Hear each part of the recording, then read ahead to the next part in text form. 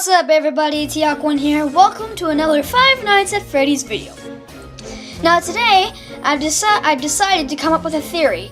Now, I've actually come up with a few theories, but this is my actual first theory on YouTube. Now, this theory is a combination of specific theories. However, I've corrected a few. So, if you are offended by a theory you made, just deal with it, okay? I'm not trying to offend you or anything. It's just what I think. So don't get offended or anything. Nothing personal. So anyways, yeah. So let's get started.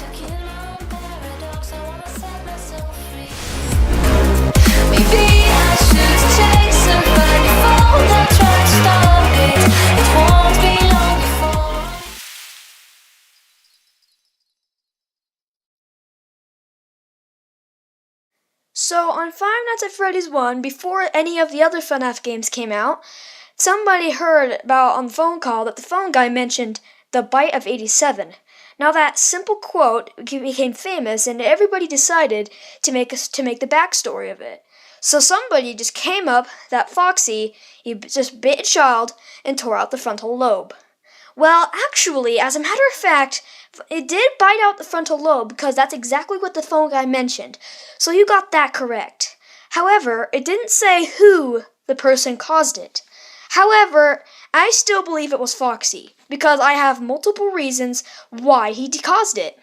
Now, one person said that Foxy couldn't have caused the bite of 87 because they wouldn't have shut him down.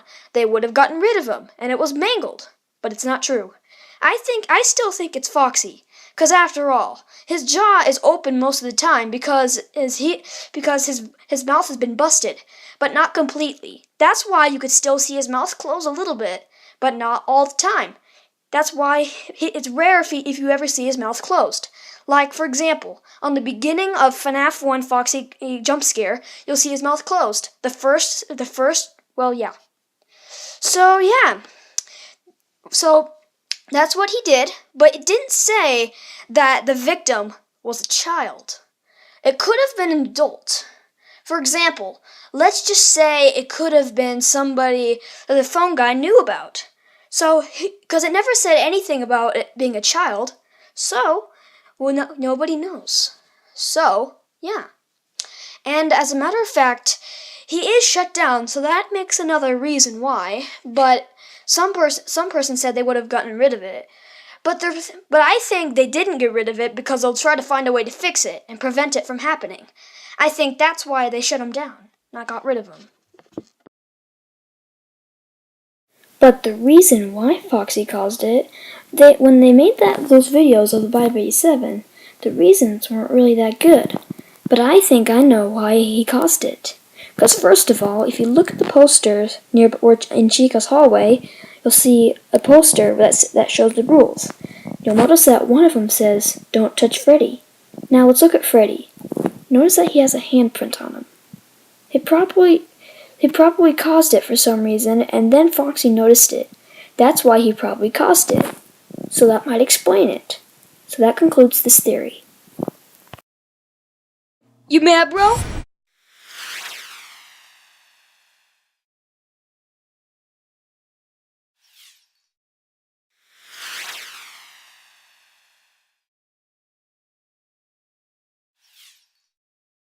Who exactly is this creepy figure? Everybody has been thinking about it until the person who made the Five Nights at Freddy's song, the artist named The Living Tombstone, decided to come up with a story at the same time as writing a song for it, called It's Been So Long. You'll notice, I think you heard that song whenever I was introducing this video, but anyways, you should look at his YouTube channel.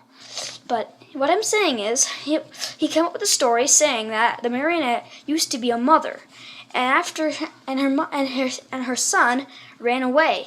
So then she was so sad. She was looking everywhere for him. Sorry about that. But she was looking all over for him.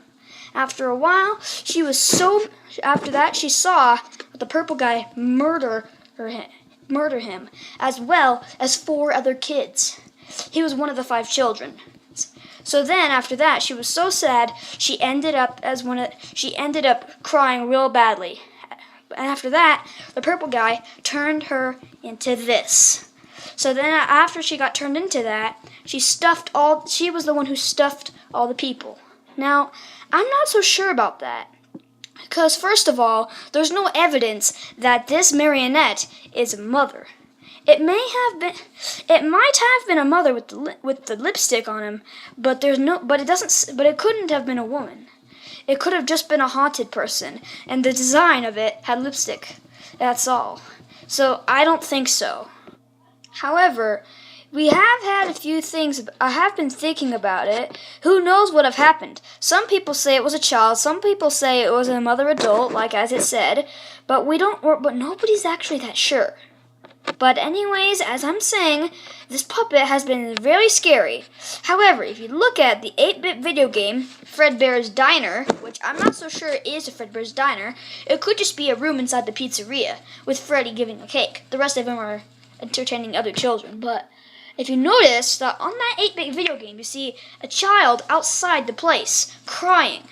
Then you'll see a purple automobile drive nearby the child. That represents the purple guy. Duh, that's his theme, purple. So anyways, and then you see the purple guy come out. He actually kills that little child. You see her tears cover the entire body. Once the tears clear up, it's just a gray child covered with tears down the eyes. And then it does a marionette jump scare. Now, think about that. A marionette jump scare. Now, that might make sense. However, there's more than one child with those tears. But he might have taken that child, brought him over there, and probably turned him into the marionette. He found the other children, but then either he might have found the other children, just like the story, and stuffed them, or it could have been the purple guy to hide the evidence. Who knows what have happened? But that's what I think about the marionette. And the thing is, the purple guy might not have wanted him to escape and go crazy, so they put him in a jack-in-the-box. So technically, the marionette is actually a jack-in-the-box, but once it comes out, it technically turns into a puppet, really. So that's what I think about it. So yeah, and then comes in to kill you, just going, "Wah!" Just goes crazy and all wiggly and just kills you. But yeah, that's what I think about it. So yeah, that concludes this theory.